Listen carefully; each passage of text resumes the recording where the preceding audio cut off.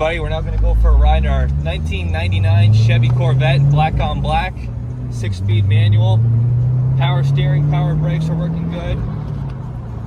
Going to turn on our AC even though we have our top down, which is a manual top with the function of the button towards the trunk. See, we got blowing cold AC. All of our gauges are working as they should be. With only 23,000 miles, it is pretty good for especially a 99. Our brakes are really strong, but most vehicles from 99 and up would now at least have over 100,000 miles on it. So you could say pretty much this Corvette is a survivor. Got no bangs in the clutch and the transmission. Our wheel's not pulling us in any other direction. It shows you how well maintained this car really is.